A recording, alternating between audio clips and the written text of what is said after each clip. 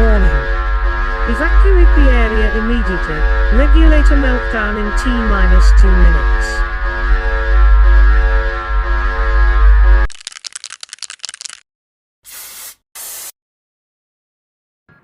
Hello. Well, today's video is part 1 of 2. I was asked to put together a guide on how to make the pulsing plasma conduits and reactors that I've sort of been putting around on social media recently, and this one is dealing solely with the conduits, so part 2 will come later when I've got that all figured out. This method can be a little fiddly in places, so taking your time is always worth it. And in the examples that I've given in here, I haven't soldered anything, I've just pushed them and fix the contacts together, although I would actually recommend a good soldering if you can. As always, comments and criticisms are always welcome, so please feel free to drop them below, and while you're here, why not check out the other videos of my channel, and if you like what you see, hit that subscribe button. But for now, enjoy! So, if you want to make one of the conduits like I did, you'll need a few bits and pieces. First, being one of these. So it's a terminal from the Rogue Trader Kill Team expansion set from a couple of years ago. I picked this up quite cheaply on eBay, but I picked this mainly because there's a lot of negative space in the centre, good for hiding the batteries and wires at the part of the holding, and also it's got a down pipe, so you don't have to find like a power source for the plasma, it's just coming up and out of the floor. Next thing you'll need is just a single section of this pipe. This is really easy to convert. Just use a craft knife just to run around the inside ring here to make it into one single section, and then just do the same again with the craft knife, just very gently around where the plasma coil is, just to cut out the shape. So we just want a window in here. So we'll replace this plasma coil with this. So it's semi-translucent, it's strimmer wire, however you want to call it. It's about 1 millimeter thick. We found in most hardware shops, and it will diffuse the light and also hide the shape of the bulb that we're using today, but it won't stop the light going through, so you get the effect but you can't see what's actually making it. And you also need battery holder, battery, and 2 strips of wire. Now you notice on this, one end is stripped more than the other, and this is because the 2 holes in the bulb itself to wrap through the contacts so you make the circuit. Okay, step 1 in all this, so I want to build the circuit. So we've got a holder, a couple of bits of wires, and the cob meter. Now you'll notice this one looks a little bit different than the last one, and this is because this is a different colour. So I'm going to use blue today rather than red, and I'll just show you quickly what the red one looks like. Way up.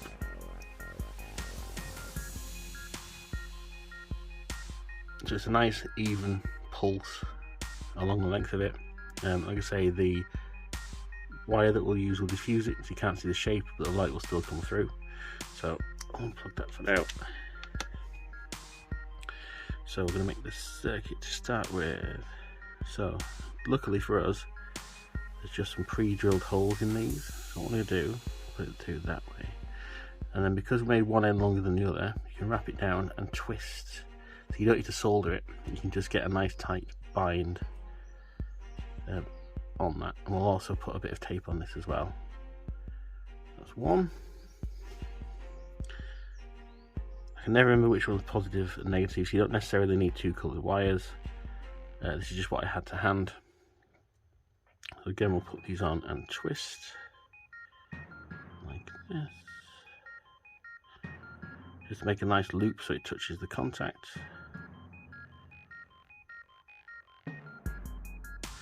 And then you can choose to solder all these on. With the battery holder I've got, the contacts do loop flatly inside, so you can quite easily, now I just need to remember which way around these go, so we touch that to there, so you can see that is nicely going. So the green needs to go to the positive, so the green needs to go into this top section here. So if I bend that down enough, hold on, let me get my knife.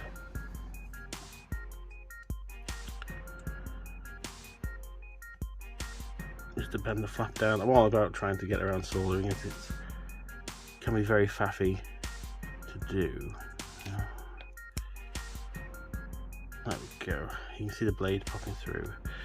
We'll just twist that back up so it's nice and flat. Now, you may think, oh, it'll just slide out, but it doesn't. The grip is enough to to let it it will grip on it enough so it doesn't fall out again once you can get it in.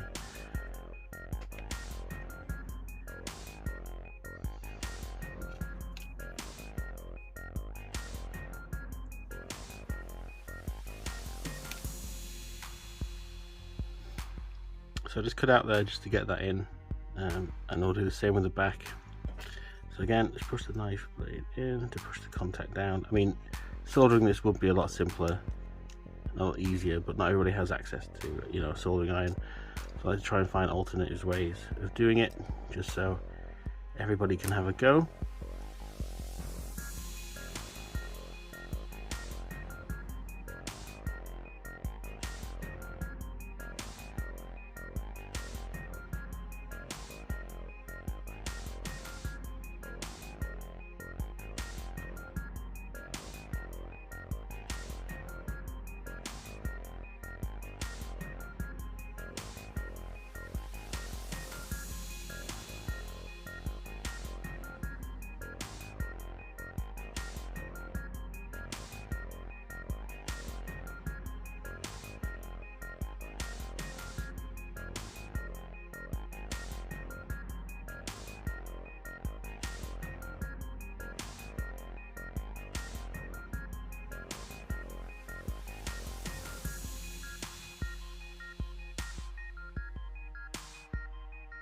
So you can see this pulsing away nicely. Just applied a little bit of black tape just to stop the movement of pulling the contacts. It's quite happy just swinging around, and it's not affecting the motion whatsoever. So now that that's bit set up, and this is probably the most complicated piece about it, we'll take the battery out and just put that to one side for now. So what we want to look at now is this. So the first thing I did with this was we need a hole to put the ball through. So I used a 5mm drill bit, like this one over here, and just drilled a hole pretty much dead center. I started just below the bar and just went there, and it kind of naturally just pulled it into the middle, which is great. But put that down, get a spare one. So that fits through, which is fine, but we want the chip to sit. You can see there, we want that to sit just under that bar there, so it actually has something to purchase onto, so it doesn't move up and down. So you just get your knife, we just want to make two little notches in either side, just to give enough space for the actual chipboard to sit in. And we can physically glue it onto it, just like that. So you can see there, use little chips. Let's just measure it up a little bit more, tiny little bit more.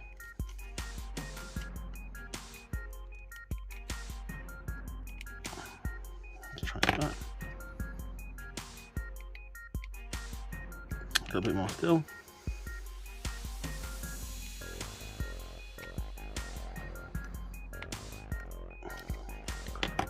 It looks a bit messy, but you won't see it.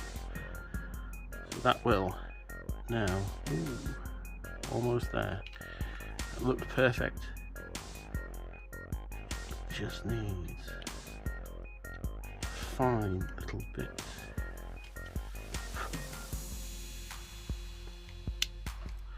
Like so, there we go. That should be perfect. There we go. So that will sit nice and square in there.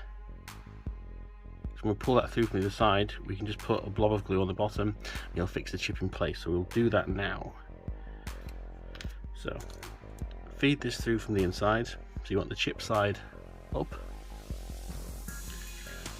Just comes through that hole here, like so. And that sits ever so perfectly in there. So get that as flush as you can, as this will. So try the one that I already made earlier. You just want to, you can see it doesn't quite contact, so before you glue it in place, just push it back. So that will fit perfectly on the end of the next section we're about to make. So we're going to put a couple of little blobs of glue in there. I just recommend some super glue. Doesn't need to be anything fancy. And we will let that dry while we move on to the cover. So the next step is the extended piece of pipe with the actual glowing section in it. So I'm going to use this bit here, like I already mentioned, with the coil already in.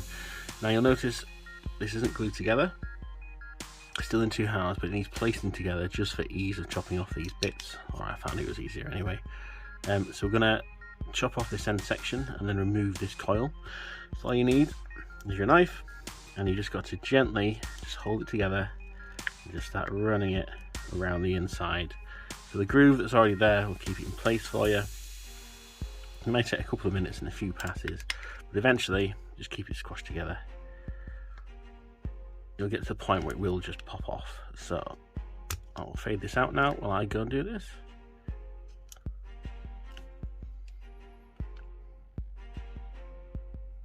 So this has now nicely come off here after running it around a few times. I've just cleaned up the inside edge, you can see all the way through, and it's still in two pieces, which is good because it's what we need. So we just need this front section now. So what I'm going to do is you need to take out this coil. So you want to gently start running the end of your knife just along the inside. We also need to leave this bar on. This is a very, very, very big point for me, this, by the way. If we're going to do it, it gives something for the wire we're going to use to bend round and under. So it'll give you that coil effect, even though we're removing the plastic one. The wire will work in its place. So again, run this up and down and around, scoring over the same area, just gently taking out a little bit at a time. You don't damage it too much, but do take the coil out. Again, this might take a while, so I will fade this out and come back in a few minutes when I've done this. So as you can see, we've got the centre section out. Now we'll fill that in a big spot for something else later. Still in two halves, so what we need to do now is use our wire, and I've just got it in like 1 inch length. We just want to line them up across the gap to make the plasma coil effect, and this can be quite fiddly. Excuse me. So you put a kinky at about a centimetre in, just so it's got a couple of bits to purchase onto. If I do the same with this one as well.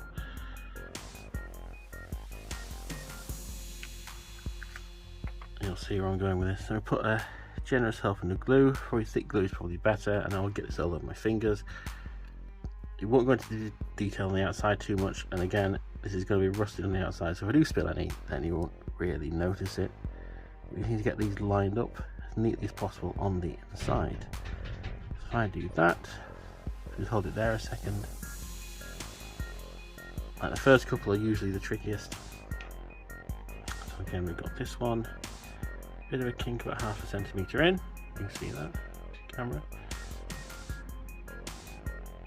There we go. We just want to get these lined up.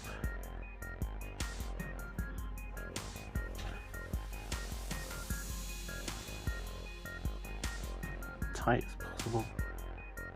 Eventually, the more we have, it'll fill in all the necessary gaps when we go to put the top on, like so. So you can see where I'm going with this, and we'll just line these going across. So I'll come back when we've got these lined across, and we'll clip them to a nice decent length, and then put the other side on.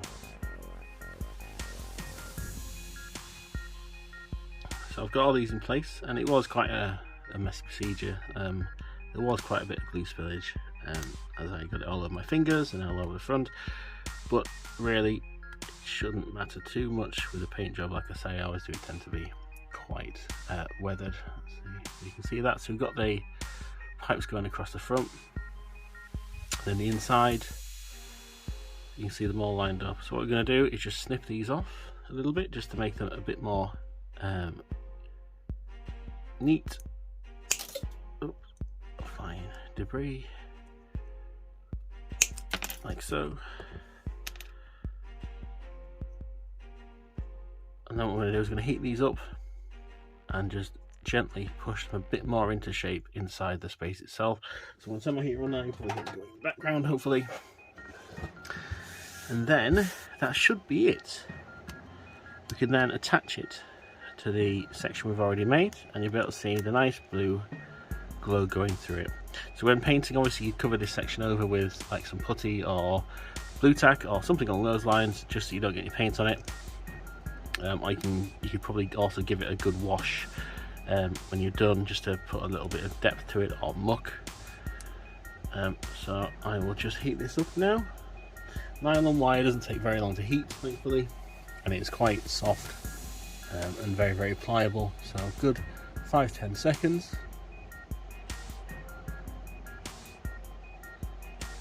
And my fingers are starting to burn, so that's a good sign. Turn that off, and we can just bend that a bit more and fill in those gaps. You can see, just make it a bit more even. Pushing that one a bit too far. Push the other ones in a little bit more, and we've got a nice curve to it now. And then try and get the right side up. Click that together. It fits perfectly on the inside, so you can give it a dab of glue on the top. Just out of focus. So you can see a little gap there, so you could just give it a little dab of glue just to try and cover that gap up. Trying to get it all over myself. I'd really recommend for this a gel glue rather than super. Oh, there we go. Perfect. Get off my fingers. That's just hitting that gap a little bit more. And there we go. So put that back together. Oops, the way up. So now we've got the finished coil. Put the glue back in the loop. And that should be it. So we can now, I can glue, actually you can glue both sides of this together now. There's already glue on one bit, so I'll just put a little smidgen in here. Again, I'm not sure if plastic glue would work, but it'd be a better alternative. It's longer work time, it's a lot less messy. This is quite a messy build, this. And the thing about this video is I sort of left in the errors, rather than trying to edit them all out, is that this really was a work in progress. So when I posted it originally and had the idea, it was very, very whipped, and it was still very, very whipped. And I think I've ironed it out a little bit more, but obviously now the glue, you can see, is a bit of a downside. But the idea is there and the effect is there, and it does work. You just got to be very, very careful with what you're doing. So now we've got that, we've got our original section, so we can just fit that on there. So you'll notice there's no end cap on this one. You can quite happily just put an ender on, just so it's a self-contained unit, or you can leave it open because it won't really matter because it'll connect to other pipes, depending on what you want to do with it. So we'll glue this on here now, and this should be it. So I'd recommend for this plastic glue. Let's get my little brush actually rather than the bottle, just to seal up any gaps, isn't letting any light out. You notice on the other one, when it does go, you can see some of the light coming through. There we go, section. Coming through the gap. So if we get those lined up, this should hopefully melt it together in a lovely, lovely way. Get that collar aligned. There we are. Let's hold that down, and that should be it. All that's left now is for this one and the original is a nice coat of paint. So we'll go away now after I've just turned this on and give them a paint up. Let's put a battery in, so plus goes in there. Oh lovely, there we go.